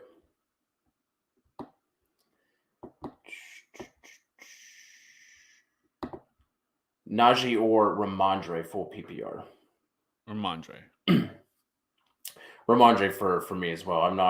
I think I might have knocked him down like a spot or two, but now I'm seeing people take him from, he was commonly being, ranked and drafted as like RB7 or so throughout most of the offseason. And now he's going at like RB13 or 14. Like I'm not worried about Ezekiel Elliott at all. Like I think Dalvin Cook is more of a problem for Breece Hall than Zeke is for Ramondre. Yeah. Schultz and Russell Wilson in case TJ or Waller got hurt. I understand that, but you can easily just stream to that point, to be able to do that. You don't need to hold on to those guys. And who would you replace them with? I think some names that should definitely be available. I think you mentioned Kenny Gainwell. I think he is somebody that Kenneth Gainwell will be sitting out there. I think you could definitely take a look at. You said Jaylen Warren is gone. I would then probably Roschon Johnson. If he's sitting out there, I'm 100% adding Roschon Johnson. I love Roschon Johnson this year. But then again, you do have Khalil Herbert, which brings you back to the same conversation. I just not remember that. You have Khalil Herbert. So it would pretty much be the same thing. I really don't want to handcuff that. Ty Chandler. Ty Chandler for sure. Also could be somebody you could look at. Devon A-Chain, which I think he's going like the 11th or 12th round. I doubt he's sitting out there. But if he was, Devon A-Chain would also be somebody. Jeff Wilson, if he wasn't drafted, I like Jeff Wilson way more than Raheem Mostert. And he could end up really being somebody that we look back on. Not somebody that I think is going to win leagues, but could end up being like a back-end RB2 in that offense if they don't make it anymore, if they aren't able to in the future make a trade for Jonathan Taylor. I think Jeff Wilson would be the running back I would want to own from that backfield. I think he would have the most opportunities. And then you'd have other guys like Tyjae Spears, which he's going to need a Derrick Henry injury to really take off. But, I think those would be the names that I would be looking at. Yeah, and you already talked about Marvin Mims a bunch. Only rostered, what do you say, like 28%. So if he's sitting there, I think Marvin Mims is a really nice ad as well. Yeah.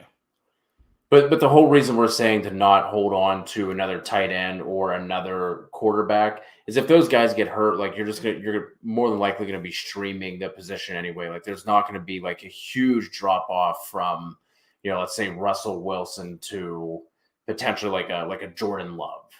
Right. So there's so much more value in having a handcuff running back or a wide receiver who could potentially pop off than there is with holding on to, because like if you're worried about them getting hurt, you're not going to drop them at all. Like you're going to hold on to those two positions the entire year. Like there's always options you can get.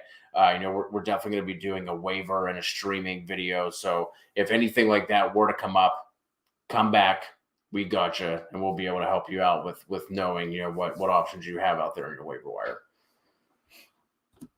Mac 12-team PPR. We got Danny Dimes, Ridley, Higgins, McCaffrey, Connor, Waller.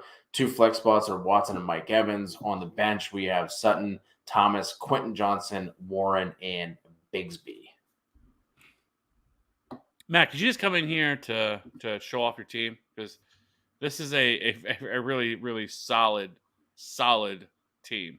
I think your running backs are in really good shape. I think you are a little bit thin there. If that's the spot that I would ever look to upgrade, I think running back would be the spot, because James Conner, you never know what you're going to get with him. And that offense is going to be dreadful to begin with anyways.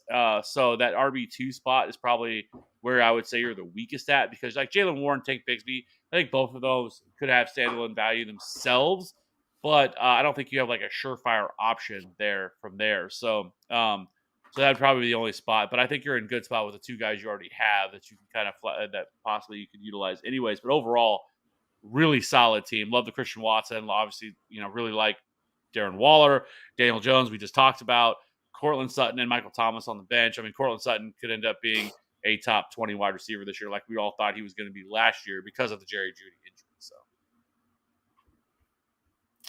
Just great advice here from Alexander. Please do drop us a comment and a like. Subscribe as well if you're still rocking with us, and if we are being valuable to you. We'll be doing these streams every Wednesday at the same time throughout the duration of the entire season. And if you missed it earlier, also a start-sit show on Sunday mornings as well. So, and then answering Discord and then YouTube comments as well. So plenty of ways to get your questions answered throughout the entire season. Why are we low in Odell this year? $15 million guaranteed. He has to be a major part of the offense. Lamar is wide receiver 1. He's living off of name value. Yes. If you go, I don't have the numbers in front of me, but if you look at yards per catch, yards per route run, anything like that can potentially give you an idea of how a player is performing, he has just been on a steady decline for the past 5 years. Like he hasn't seen like one tick up and then another. It's been down the entire time.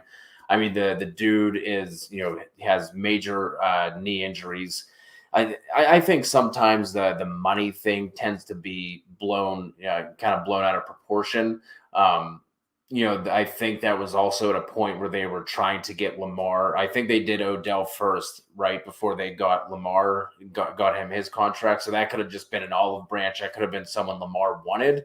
The wide receiver one in that offense is going to be Zay Flowers. I think he fits. He's way more explosive than anyone else they have on that team. I think he fits the strengths of Lamar as a passer. They kind of seem to be using him all over the field. So I think it's going to be Zay Flowers. Odell might give you a couple useful weeks here and there, but I don't think you're going to get.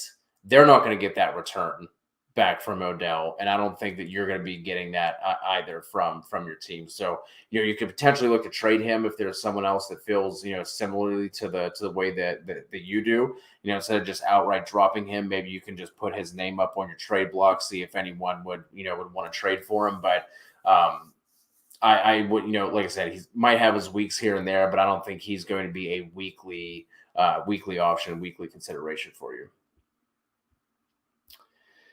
Juki Holic over on Twitch. In my experience with picking for a fantasy team, the tight end position usually has about 3 or 4 great players to score you points on a regular basis. That is true. Most advice on picking a tight end is to put that last on your list of draft. Is that bad advice? I always thought getting a tight end that is a QB buddy would be high on your list, right? For me this year, if I don't get one of those top 3 names, I'm punting until the end. So you're absolutely right. There's basically 3 to 4 guys that are going to do anything it's going to be like of a serious value, of like a non-replacement value for your team. I don't mind waiting until the end, but that's because I'm fully convinced that Sam Laporta is going to be the guy. So like I have a very strong conviction. So if you're not comfortable with that, by all means, go ahead and take you know taking Andrews, TJ Hawkinson, a Waller, a Dallas Goddard. Go ahead and take those guys early if that's how you feel. But I have a lot of conviction that Sam Laporta is going to be the dude, and you can also always just play the streaming matchup game on a week to week basis. Like if you take a late round tight end, he doesn't work out. You can usually find someone who can give you mid to late tight end one numbers without the draft cost. Yeah, I mean, I think for me, it's like Kelsey, Hawkinson, Andrews, Waller, and Goddard are the 5 that I really would want to draft early. I know people are gonna say, well, what about Kittle? Like, I don't mind drafting George Kittle. He's just so inconsistent on a week to week basis, but he definitely has that ceiling. But he's a frustrating player to start because you're always kind of like he's not going to consistently score you fantasy points because of the offense they're in, how they are usually in the bottom half of the league in terms of pass attempts and everything else. And with you have Debo Samuel and Brandon Ayuk, if they all stay healthy, there's just not going to be enough targets to go around to make him a consistent option. Now it's a tight end position, right? And so, like, I don't mind taking him if he were to fall to a certain point, but I never have to worry about that because he always goes higher than that. Like, I would easily take if I had Darren Waller and Goddard or Darren Waller and Kittle sitting there on at the same time. And I was wanting to take a tight end. I am going to take Darren Waller 100% of the time. I would take Dallas Goddard 100% of the time over George Kittle. And by that point, most George Kittle's already gone, so I don't have to worry about it.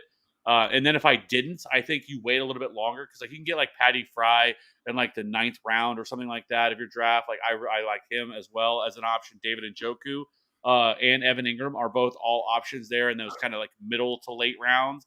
And then if you're going to wait even further, this is where you get into like the Sam Laporta. And this is if you take someone like Sam Laporta, you're just kicking it for ceiling, right? You're like, I don't care because at this point it's a crapshoot at tight end, right? There is no like safe option once you get to that part of the draft. And so take the guy that's going to be on an offense, it's going to be top 5 in pass attempts, top 5 in pace, and the Detroit Lions, where he could easily be the number 2 tight end or the number 2 option here in that offense behind Amon-Ra St. Brown.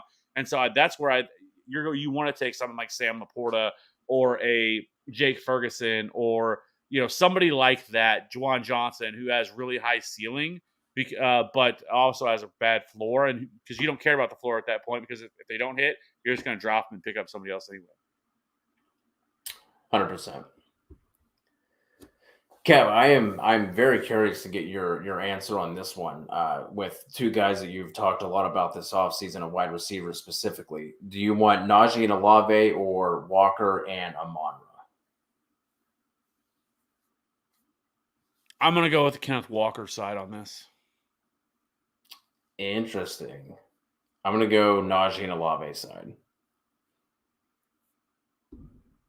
Gurus, I feel like, always has these trade scenarios that are always super close. Like it's always, like a small upgrade at running back and a small downgrade or vice versa. Like I always feel like because this one's close. I'm low on Ken Walker this season. I have Amon-Ra several spots ahead of Olave. Kev, you're higher on Olave than I am. But I'm going to go Najee and Olave on that one. Mac, appreciate you. Will, thank you for the kind words. Orange Alligators, do you think adding any of the Colts running backs off waivers is worth it? And then Quentin with the similar question right after that. I mean, it's kind of what we talked about. Like at the very beginning when we discussed this, I think Zach Moss is going to end up being the guy who handles the touches over the first part of the season until whatever happens with Taylor over those first 4 games. Because it sounds like I think Zach Moss is kind of trending towards being ready week 1.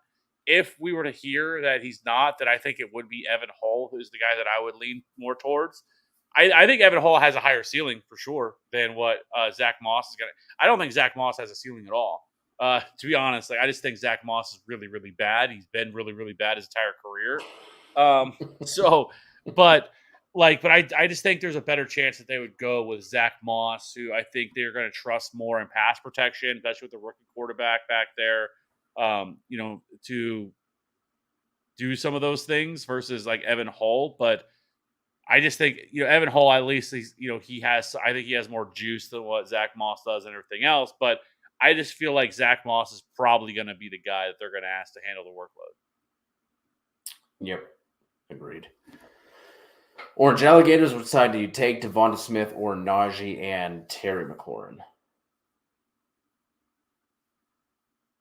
Well, I mean, if I'm going to get Najee and Terry McLaurin, I would probably go the Najee Terry McLaurin side. Yeah, are we missing another name here to go with Devonta Smith Alligators, or because if that's the case, it's definitely Najee and Terry McLaurin. Like Najee should not be a throw-in piece. As much of a we've been talking. Kev, you've been a Jalen Warren guy since since last year. But even with Warren potentially taking some work away from Najee, he's not a throw-in piece. Like I still think Najee has back end RB1 finish in his range of outcomes. So just throwing that in, even with Terry McLaurin, whichever one you want to look at as a throw-in, like that's kind of wild. So 2v1. Concerned about, I mean, at that point, that's a risk I'm willing to take. Like if that was like Terry McLaurin and Kyron Williams, or I mean, like a running back that like potentially might not have any value to where like you're going to be completely out if McLaurin were to go down, or like to struggle with that injury, then yeah, I wouldn't do it. But with with Najee being part of this deal, you're at least going to have someone who's going to be your RB2 or at least a flex consideration at worst. Look like one of the last questions here coming from Connor. Connor, I did the math. I pulled up the old calculator. So with Kev saying like a 30% of that 500, I would be comfortable dropping anywhere between. So 30% would be 150. So between that 150 to 200, 225 range, honestly, for someone like JSN, being able to keep him in a keeper league in the ninth round is pretty big. And Kevin, like you were saying, if you're the chances of someone of JSN's talent hitting your waivers, very slim. There could be someone who ends up being more valuable to your team, like a handcuff running back that goes off, like we were talking about, your Mike Davis, CJ Anderson, Tim Hightower. But in a keeper league, JSN is going to be way more valuable than a handcuff running back who you use for the last 4 weeks of the season. Yeah, because I mean, you really can be looking at next year that JSN is the number 2 wide receiver on this team, and you see somebody like Tyler Lockett be gone from that offense, right? And so, I want, I really would want JSN in a keeper league because of the ceiling he's going to provide it through the future, not just this year. Like he provides you somebody that you can easily keep next year, who we could be easily talking about as a top 20 wide receiver next year. Absolutely. Robert, Rachaad White or James Conner for week 1? It's gonna be Rachaad White. I know the Cardinals are playing the Commanders. Bucks Vikes. Oh yeah, Rachaad White. Rachaad White. It's gonna be ugly for the Cardinals all year, especially that offense going up against that defensive line. That is not going to work out well for anybody on that team. Just repping. I said that right before the stream started. I said the same thing. I said, "Great shirt, man. Great shirt." Thank you. It's one of the larger shirts I have, and I've gained 30 pounds in the past year. So I'm bringing out all my fat shirts. It's one of the only ones that fits like fits like a normal shirt at this point. Appreciate you, Orange. Good to see Emmy in here. Should I drop Sky Moore or Romeo Dobbs for an RB? Zach Moss is available on waivers. I have Madison, Rashad White, and Swift. Or thoughts on Quentin Johnson? I'm not dropping either one of those for Zach Moss. Like I said, like I have no faith whatsoever that Zach Moss, even if this Jonathan Taylor situation prolonged itself or even further, or let's say they traded him, right, and he's gone, they don't have another running back. I just can't see myself being excited about Zach Moss, like having any sort of real ceiling that he's going to give you anything, right? And like I said, when they have other options, like I said, if it was a long term, like the whole year, like say John Taylor was traded, and we were talking about who would be Zach Moss, Evan Hull, like then I would bet on Evan Hull probably at that point, just because he's the younger, he's a rookie. Where we know what Zach Moss is. Zach Moss is a one dimensional grinder, and that is all he's ever been, and it's all he's probably ever going to be. But in this 4 short week sample size, I would probably lean more towards them giving it to Zach Moss of being that guy, at least until Jonathan Taylor comes back, if he does. So, but no, I don't think I'd want to drop either one of those. I mean, if I had to drop one of them, I'd probably drop Romeo Dobbs. And I would drop Dobbs for Quentin Johnson. Oh, absolutely. Yeah. Sean Watts bounce back year. I think so. I don't know if he's ever going to get back to being like that top 3 or 4 quarterback like we saw with the Texans. Like, I don't know if we'll ever get back to that point with him, but I do think that him being a top 10 quarterback, I think is definitely in the range of possibility. Their offensive line is really good here. They've added more weapons to this offense with adding, Elijah Moore, which I think is going to be a big add for them. And so I do think he bounces back now. I mean, because you really can't get much worse than what he was, when he came back last year. But he's had the entire offseason to get right, to really work with the offense, build rapport with these guys, all of training camp, preseason. And I watched the final preseason game where he played almost into almost to halftime. And for the most part, I thought he looked pretty good. Like he didn't, it wasn't anything I was like, oh man, this guy's awful. Like he definitely was making plays and stuff like that. When we forget too that this dude does possess rushing upside as well.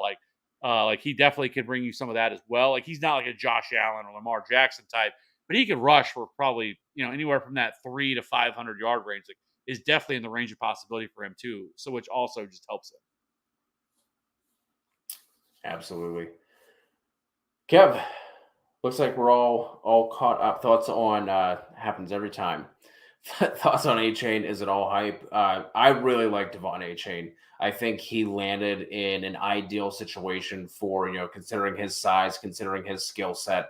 I really like where he is. I think he's going to be more of a second half of the season type of fantasy producer. I do think that it's going to be, Wilson and Raheem Mostert at the beginning of the season. But we also have to remember Raheem Mostert is getting up there in age. Jeff Wilson's a couple years younger than him, but both those guys have struggled with injuries throughout their careers. So all it's going to take is, even just for one of them to go down. It's not like A-Chain needs both those guys to go down for him to have any value. If one of those running backs goes down, A-Chain is going to start to get to see, a more consistent weekly floor in terms of touches. And he's one of these guys who can, turn a screen pass into a 50-yard touchdown. So I'm really excited about A-Chain. If you have the room to stash him now, you can go ahead and do it if you have a deeper bench. But he's someone who I think is going to be at the top of everyone's waiver wire ad content by, like week 5, week 6 potentially.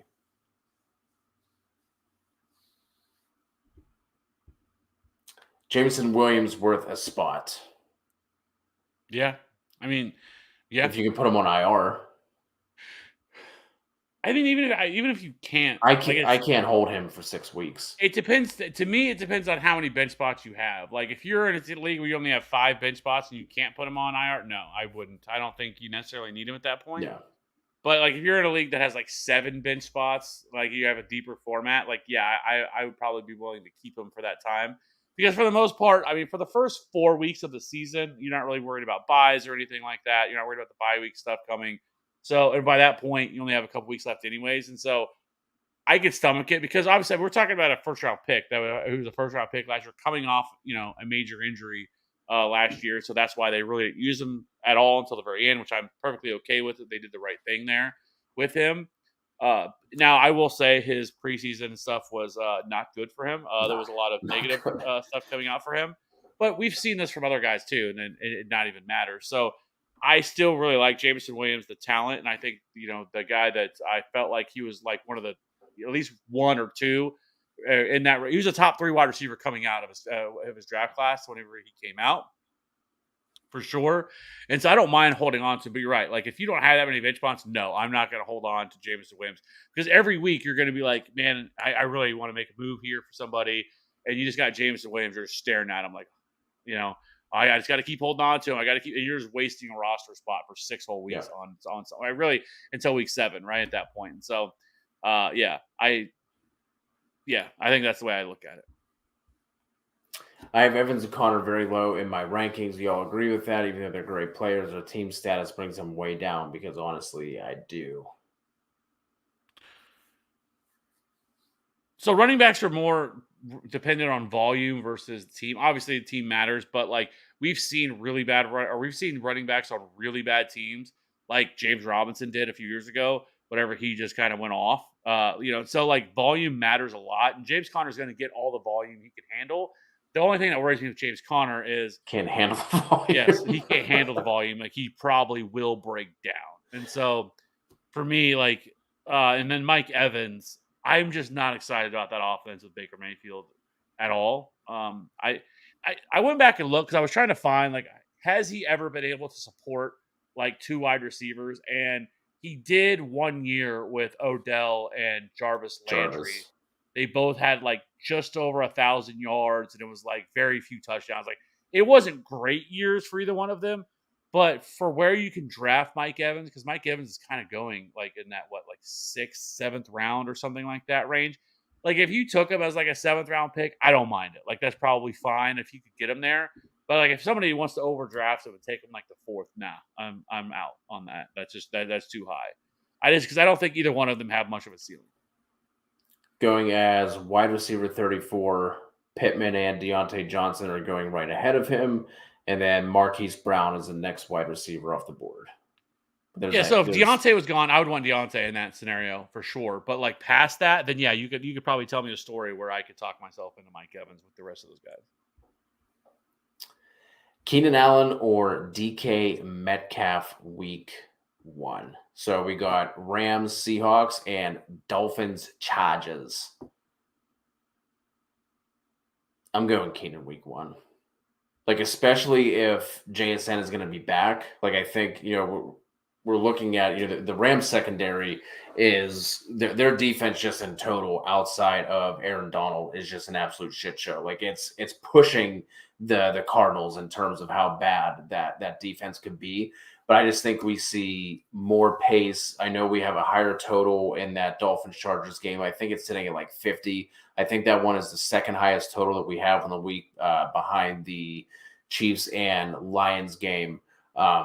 So, and the Dolphins, their secondary is questionable now too with Jalen Ramsey. Not that Keenan would be seeing Jalen Ramsey at all. But I'm going to go Keenan there. I like that overall game script and game environment a little bit more. Yeah, I would go Keenan Allen there for week 1. And then at running back, wow. Oh, I didn't even say that one. I was so excited to talk about Keenan Allen. So I think the Steelers have the Browns maybe, or no, they have someone, 49ers. So we have Najee going up against the Niners and then Panthers, Falcons. Yeah, I would go Miles.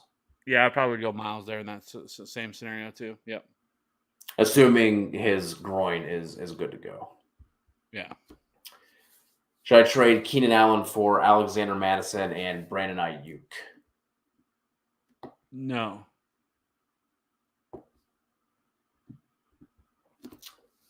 Dez ended up with the 11th pick. What's the best strategy for snake draft? So I don't know. Tony Actually, Pollard and Amon-Ra St. Brown. I know. I know. I keep saying that, and I feel like I keep. But it's the truth. Like that's who I want there in those ranges. Like every time, Yeah. like if I'm going to or go AJ Brown and Tony Pollard. Like if you feel like because I think AJ Brown is deserves to be in the conversation too as Yes. an elite wide receiver there at the back end of the first. Um, if Bijan Robinson happened to fell to that range, Saquon Barkley is also in that conversation. At least in the first, taking him there if Saquon was sitting there on the board as well. Maybe I would look to go Saquon and then come back around at the back half and the first part of the second round and go like an Amon-Ra St. Brown right there. I would love that start as well. But like I said, like when you're picking there, like you have to pick your guys because like that's why I love like the 105, 106, 107 because you're always picking. Like you're not going to miss out on these positional runs or and feel like obligated to take like certain players or certain positions because you're afraid you're going to miss out on them because you have such a long time until your pick comes back to you. But I will say is I will take a stand and I will take players a little bit higher than what their ADP says they are. To me, I mean ADP is always just a guide. Like we shouldn't really be that concerned with whatever their ADP is for the most part. Obviously that can get a little, hairy in certain situations, but like that's the way that I would be looking to handle that draft, something like that. I mean, I'm not out on Dobbs, but if it's between Dobbs and Quentin Johnson, I just think Quentin Johnson has the much higher ceiling, and I'd rather, hitch my wagon to a Justin Herbert offense than a Jordan Love offense. And it just, we talked about this on the waiver show. There's been hype around all these guys. Like Dobbs seemed like he was getting all the hype at the beginning of the offseason. Then it kind of switched to Watson a little bit. Jaden Reed is getting some hype. Luke Musgrave's been getting hype. So I just don't think that, you know what I mean? Like all you need is one injury in that Chargers offense. And Quentin Johnson is now your number 2 wide receiver from Justin Herbert versus Dobbs. Like I think that's going to be such like an up and down type of target distribution in that offense that I would just rather go with the higher offense overall. So not necessarily out on him, but if it's between the two, I'd rather have Quentin Johnson. Boom. There we go. Appreciate all you rocking with us. I did put the Discord link in the description below. So if you guys want to jump into our Discord, absolutely free, no strings attached, anything like that. We'll be more than happy to answer your questions in there. Have a really good group of people who are also always, having conversation going, throwing out questions and helping answer questions as well. Likewise, you can also drop comments on any of the videos. We'll answer them there. Getting ready for the season to be here. It's going to be a really fun season. Really excited to kick it off with all you. Please make sure you hit that like and that subscribe button. We'll catch you next Wednesday at the same. Kevin, are we going to go live on Sunday morning for week 1? Yeah, I guess never mind. Yeah, of course. Yeah. We'll be live. For some reason, I was thinking like the Sunday before, but so we'll be live next Wednesday with the live Q&A show, and then we're going to have the content dropping, and it's going to be that way until week 18. Just going to rock it till the wheels fall off. So hit that like and subscribe. Appreciate you guys. We'll talk to you soon. Goodbye.